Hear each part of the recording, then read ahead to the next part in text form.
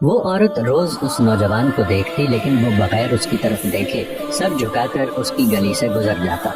دیکھنے میں وہ کسی مدرسے کا طالب علم لگتا تھا، لیکن اتنا خوبصورت تھا کہ وہ دیکھتے ہی اسے اپنا دل دے بیٹھی، اور اب چاہتی تھی کہ وہ کسی طرح اس پر نظر التفات فرمائے۔ لیکن وہ اپنی مستی میں مگن، سر جھکائے زیر لب کچھ پڑھتا ہوا روزانہ ایک مخصوص وقت پر وہاں سے گزرتا، اور کبھی آنکھ اٹھا کر بھی نہ دیکھتا۔ اس عورت کو اب ضد سی ہو گئی تھی۔ وہ حیران تھی کہ کوئی ایسا نوجوان بھی ہو سکتا ہے جو اس کی طرف نہ دیکھے، اور اسے ایسا سوچنے کا حق بھی تھا۔ وہ اپنے علاقے کی سب سے امیر اور خوبصورت عورت تھی، خوبصورت اتنی کہ جب وہ باہر نکلتی تو لوگ اسے بے اختیار دیکھنے پر مجبور ہو جاتے۔ اسے حیرت تھی کہ جس کی خوبصورتی کو دیکھنے کے لیے لوگ ترستے ہیں، وہ خود کسی کو پسند کرے اور وہ مائل نہ ہو، اس کی طرف دیکھنا گوارا نہ کرے۔ اپنی انا کی شکست اور خوبصورتی کی توہین پر وہ پاگل ہو گئی، اور کوئی ایسا منصوبہ سوچنے لگی جس سے وہ اس نوجوان کو حاصل کر سکے اور اس کا غرور توڑ سکے۔ آخر کار شیطان نے اسے ایک ایسا طریقہ سمجھا دیا جس میں پھنس کر وہ نوجوان اس کی بات مانے بنا رہ ہی نہیں سکتا تھا۔ اگلے دن جب وہ نوجوان اس گلی سے گزر رہا تھا تو ایک عورت اس کے قریب آئی اور کہنے لگی، بیٹا میری مالکن تمہیں بلا رہی ہے۔ نوجوان نے کہا کہ اماں جی، آپ کی مالکن کو مجھ سے کیا کام ہے؟ اس عورت نے کہا کہ بیٹا، اس نے تم سے کوئی مسئلہ پوچھنا ہے، وہ مجبور ہے، خود باہر نہیں آ سکتی۔ نوجوان اس عورت کے ساتھ چلا گیا۔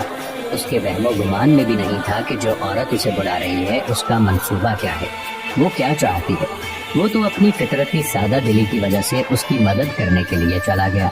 اس کے ذہن میں تھا کہ شاید کوئی بوڑھی عورت ہے جو اپنی کسی معذوری کی وجہ سے باہر آنے سے قاصر ہے۔ نوکرانی نے اسے ایک کمرے میں بٹھایا اور انتظار کرنے کا کہہ کر چلی گئی۔ تھوڑی دیر بعد کمرے میں وہی عورت داخل ہوئی۔ نوجوان نے بے اختیار اپنی نظریں جھکا لی کیونکہ اندر آنے والی عورت بہت خوبصورت تھی۔ نوجوان نے پوچھا، جی بیوی، آپ نے کون سا مسئلہ پوچھنا ہے؟ عورت کے چہرے پر ایک شیطانی مسکراہٹ آ گئی۔ اس نے اپنے دل کا حال کھول کر رکھ دیا اور کہا کہ میری سب سے بڑی خواہش یہ ہے کہ میں ایک دفعہ تمہیں حاصل کر لوں۔ نوجوان یہ بات سن کر کانپ گیا اور کہنے لگا کہ اللہ کی بندی، اللہ سے ڈرو، کیوں گناہ کی طرف مائل ہو رہی ہو؟ اس نے عورت کو بہت سمجھایا، لیکن عورت پر تو شیطان سوار تھا۔ اس نے کہا کہ یا تو تم میری خواہش پوری کرو گے یا پھر میں شور مچاؤں گی کہ تم نے زبردستی میرے گھر میں داخل ہونے کی کوشش کی اور میری عزت پر حملہ کیا۔ نوجوان یہ بات سن کر بہت پریشان ہوا۔ اسے اپنی عزت کسی بھی طرح محفوظ نظر نہیں آ رہی تھی۔ اس کی بات مانتا تو گنہگار ہوتا اور نہ مانتا تو لوگوں کی نظروں میں برا بنتا۔ وہ علاقہ جہاں لوگ اس کی شرافت کی مثالیں دیا کرتے تھے، وہاں پر اس قسم کا الزام لگ جائے یہ اسے گوارا نہیں تھا۔ وہ عجیب مصیبت میں پھنس گیا تھا۔ دل ہی دل میں وہ اپنے اللہ کی طرف متوجہ ہوا اور اللہ سے مدد چاہی تو اس کے ذہن میں ایک ترکیب آ گئی۔ اس نے عورت سے کہا کہ ٹھیک ہے، میں تمہاری خواہش پوری کرنے کے لیے تیار ہوں، لیکن پہلے مجھے بیت الخلاء جانے کی حاجت ہے۔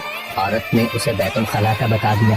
اس نوجوان نے اندر جا کر ڈھیر ساری غلاظت اپنے جسم پر مل لی اور باہر آ گیا۔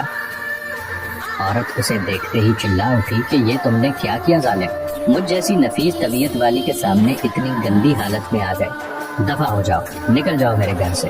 نوجوان فوراً اس کے گھر سے نکل گیا اور قریب ہی ایک نہر پر اپنے آپ کو اور اپنے کپڑوں کو اچھی طرح پاک کیا اور اللہ کا شکر ادا کرتا ہوا واپس مدرسے چلا گیا۔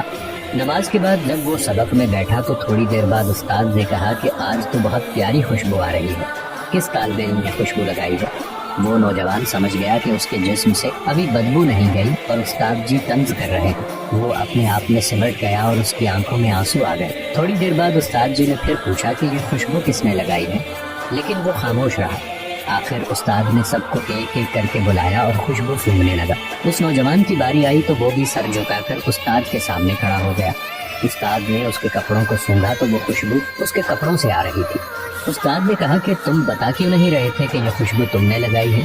نوجوان رو پڑا اور کہنے لگا کہ استاد جی اب اور شرمندہ نہ کریں، مجھے پتا ہے میرے کپڑوں سے بدبو آ رہی ہے، لیکن میں مجبور تھا۔ اور اس نے سارا واقعہ استاد کو سنایا۔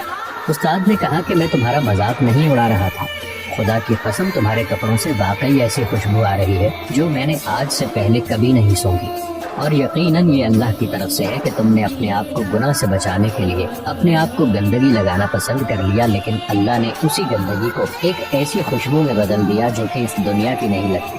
کہتے ہیں کہ اس نوجوان کے ان کپڑوں سے ہمیشہ ہی وہ خوشبو آتی رہی۔ سبحان اللہ، ماشاء اللہ۔